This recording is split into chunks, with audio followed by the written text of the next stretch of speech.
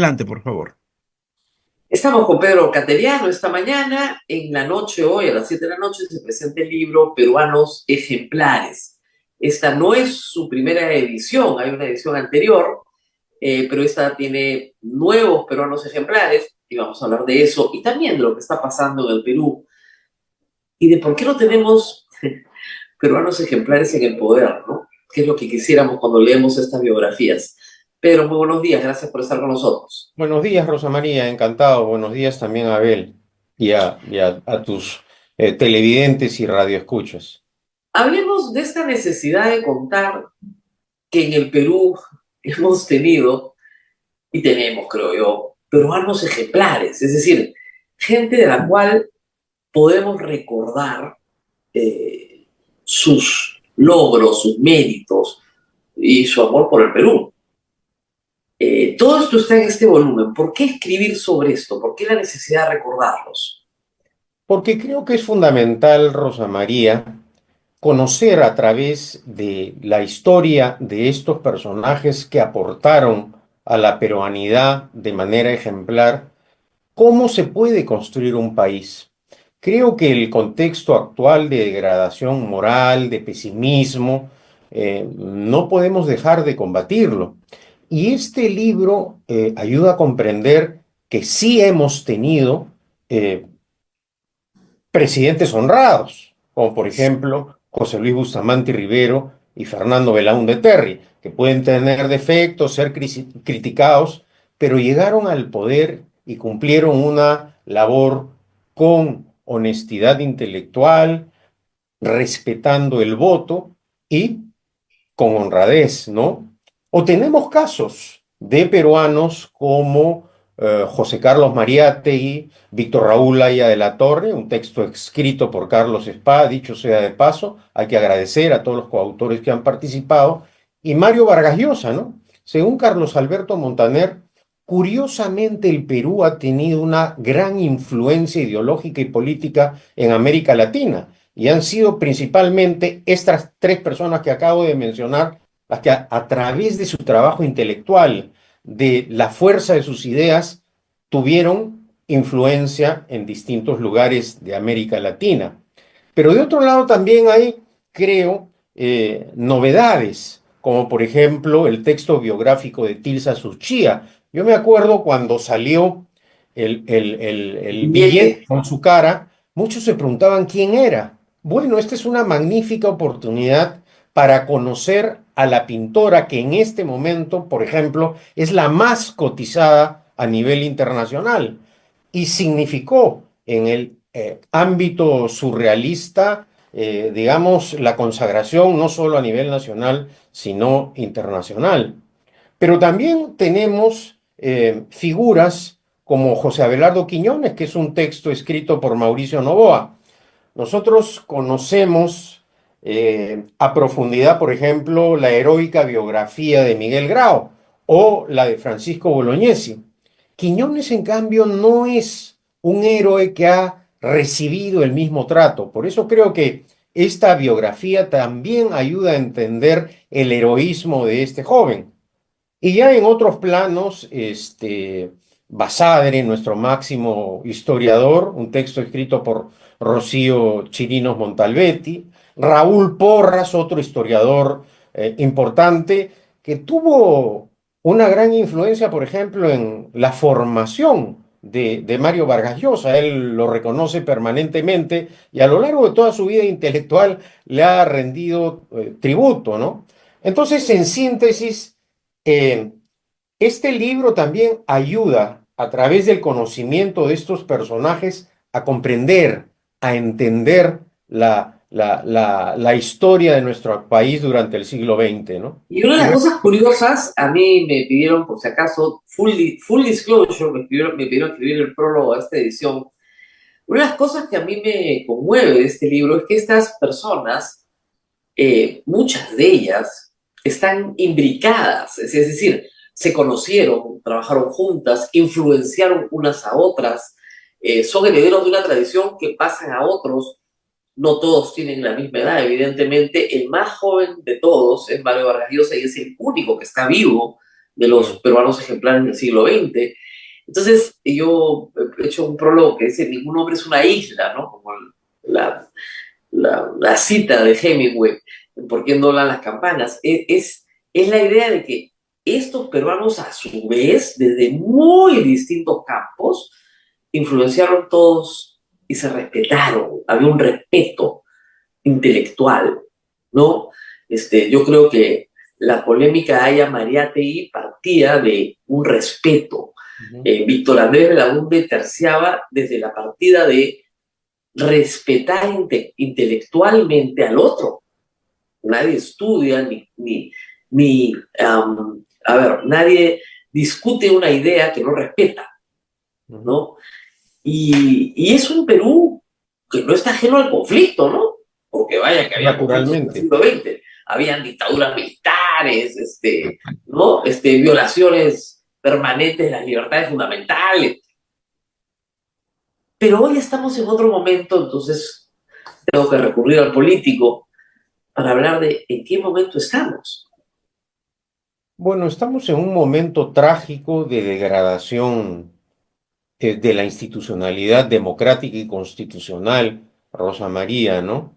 Creo que el hecho nomás de que el presidente del Congreso eh, justifique la fuga del hermano de la presidenta y diga que tiene derecho a preservar su libertad cuando la primera obligación de la presidenta de la República es cumplir y hacer cumplir la Constitución, las leyes y las resoluciones judiciales.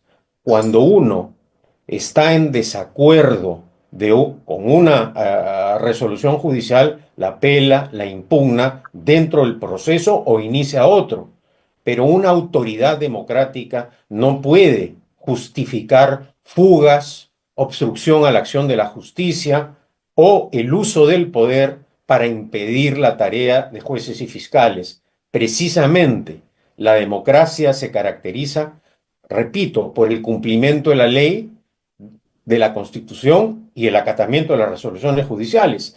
Si uno de estos preceptos es violado groseramente, vergonzosamente, como lo ha hecho el presidente del Congreso, eso explica el grado de descomposición en el que nos encontramos, en donde tenemos lamentablemente un Congreso que encubre actos delictivos, que tiene una conducta que está deteriorando de manera acelerada el orden democrático y constitucional. Y yo creo que esto hay que denunciarlo con firmeza, Rosa María, porque el proceso de descomposición afecta lo que es, en síntesis, la cultura democrática, ¿no? Sin respeto. Hoy probablemente se vote una nueva reforma constitucional, porque ya hemos tenido tantas que prácticamente se ha reescrito la Constitución en los últimos 2 años o 3 años, más las interpretaciones del Tribunal Constitucional han reescrito completamente el equilibrio de poderes en el Perú. Pero hoy se vota nuevamente para desaparecer a la Junta Nacional de Justicia. Y Bueno, probablemente lo logre. probablemente, Rosa María, pero si hacemos una suma de todos los proyectos legislativos, la gran parte de ellos son inconstitucionales. Sí, claro. Y por esa razón, los jueces, al amparo de su derecho constitucional, están resolviendo la inaplicación, porque son normas que, digámoslo claramente, Rosa María, son muy primitivas, son muy salvajes desde el punto de vista de la concepción jurídica, ¿no? Y eso es lo terrible, que tengamos parlamentarios que no tienen un conocimiento elemental de lo que significa la Constitución como instrumento jurídico que surge precisamente en el mundo para limitar el ejercicio del poder. Este Congreso cree que con la fuerza bruta de los votos puede hacer cualquier cosa, y eso no es así. Los poderes del Estado ejercen sus facultades dentro del espíritu y la letra de la Constitución, dentro del marco jurídico de la Constitución. Cada poder del Estado no puede hacer lo que quiera. Y además, hay que decirlo también, Rosa María, privilegiando intereses económicos, partidarios y políticos. Eso realmente es Y inaceptable. criminales. Criminales en distintos aspectos. Por ejemplo, este tema de las donaciones. En una democracia es normal que donen los privados, las personas naturales, pero lo que es fundamental es que esa donación sea de conocimiento público, que sea divulgada, que exista un registro, no donaciones anónimas, que es lo que está metiendo como trampita este Congreso para seguir recibiendo dinero, por ejemplo, de la minería ilegal a la cual tú has hecho referencia. Al hacer tu comentario inicial. Entonces, si analizamos cosas, pues ya parece normal que este Congreso encubra actos delictivos cometidos por congresistas que forman parte del Parlamento. Eso nunca ha ocurrido. O a socios, ¿no? La Fiscalía de la Nación pide al Congreso iniciar investigaciones a anteriores congresistas y actuales congresistas, y este Parlamento archiva esos pedidos groseramente de la Fiscalía. Sin embargo, da trámite rápido, por ejemplo, en el caso de Salvador del Solar, en donde vale la pena que toquemos el tema, Rosa María. Acá este Congreso y el grupo que los apoya siguen impulsando la discusión jurídica sobre el tema del derecho de disolución. Pero este Parlamento ha sido incapaz de hacer una reforma, por ejemplo, que reemplace a este mecanismo que abiertamente ha fracasado, Rosa María. Fujimori tenía la facultad para disolver la Cámara de Diputados, pero dio un golpe de Estado y asaltó todos los poderes del Estado, las organizaciones constitucionales. Pedro Castillo tenía la facultad de disolver el Congreso y dio un golpe de Estado efímero. No, ya no lo tenía. Es que acuérdate que modificaron la Constitución por ley y ya no se puede, ya en la práctica la cuestión de confianza no existe en el Perú. Exactamente, pero a lo que me refiero es que tenía esa facultad y no la ejerció. Ollanta Humala la quiso ejercer, yo lo detallo en mi libro Sin Anestesia, pero precisamente teniendo en cuenta esta confusión, esta incultura democrática, hice todo lo posible para que no se disolviera el Congreso porque la gente iba a confundir. Pedro Pablo Kuczynski tuvo pánico de ejercer ese derecho. Se le advirtió en todos los tonos que iba a caer. Sin embargo, claudicó, no defendió la investidura presidencial y renunció. Y Martín Vizcarra, que disolvió constitucionalmente, ahora está en líos judiciales. ¿Vamos a seguir así? ¿Por qué el Parlamento no ha cumplido con la tarea, por ejemplo, de debatir o discutir la No, no, renovación sí, judicial o por perdón, ha mitades? cumplido. Ha abolido el mecanismo en la práctica, de facto, ha abolido el mecanismo de la cuestión de confianza y ha declarado el Tribunal Constitucional que ellos pueden revocar el mandato presidencial cuando les dé la gana con 87 votos. Claro, pero Rosa María, Ya lo tienen en blanco y negro. esa es una distorsión grosera de la Estamos de Constitución. acuerdo, pero eso es lo que van a aplicar. ¿Por qué existe el artículo 117 de la Constitución? Porque precisamente se tuvo en cuenta al momento de redactar ese artículo lo que ha representado para el país tener presidentes sin mayoría parlamentaria, precisamente lo que ocurrió con Bustamante Rivero y Fernando Belaúnde Terry, personajes que son analizados en el libro que comentábamos hace algunos minutos. ¿Por qué se estableció que el presidente no podía ser acusado durante su mandato? Precisamente para evitar la inestabilidad política, Rosa María. Claro, pero el problema Nunca en nuestra historia hemos tenido esta cantidad de presidentes de ministros. Y no, esto es consecuencia de la mala interpretación de la Constitución y de su uso político, ¿no? no, yo por supuesto, pero el problema es que eso no va a cambiar hasta una nueva elección. Y usted es dirigente de un partido político y la pregunta se cae de madura. Las encuestas lo dicen claramente. El Poder Ejecutivo completamente desprestigiado, el Poder Legislativo completamente desprestigiado, la gente incluso de acuerdo con la protesta, simpatiza con la demanda de seguridad ciudadana de transportistas y comerciantes. Todo está ahí en las cifras. Y sin embargo, actividad política no quiere desarrollar a la gente. Le preguntan si está interesado en la política y la gran mayoría dice que no. Y, ¿Cómo y creo, y armar cre- un partido y cómo armar un frente? Porque mucha gente está pidiendo un frente que tenga por lo menos la vocación de enmendar lo que se ha destruido en los últimos 3 años. y yo diría en los últimos 10 años, Rosa María, ha sido un proceso largo. No todo ha sido ahora, ¿no? Yo creo que, por ejemplo, el mal ejemplo de que un presidente no defienda la investidura presidencial como el caso de Kuczynski, o el caso de Vizcarra, ¿no? Que ahora está envuelto en denuncias gravísimas, en imputaciones graves. Es una suma, ¿no? Que hace que la gente, pues, no tenga confianza en la clase dirigente. Y si a eso le sumamos, Rosa María, la persecución política, tema en el cual son los campeones nacionales, los fujimoristas y apristas, si me permites una licencia, a mí me causa mucha gracia cuando ellos denuncian persecución política. Mucha gracia. Y también me causa mucha gracia cuando dicen que la Fiscalía y el Poder Judicial los han perseguido. Yo quisiera hacer una breve síntesis sobre esto, Rosa María. Los fiscales y jueces peruanos nunca han encontrado los sobornos. En el caso del BCCI, por ejemplo, durante el primer gobierno aprista, fue el fiscal Robert Morgenthau el que halló el soborno depositado por colocar nuestras 300 millones de dólares de nuestras reservas en Panamá.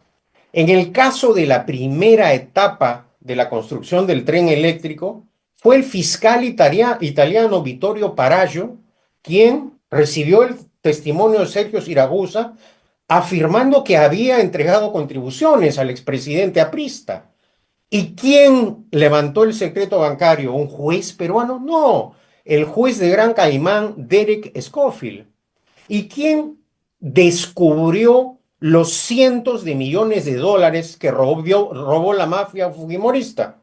La fiscal italiana Cornelia Cova.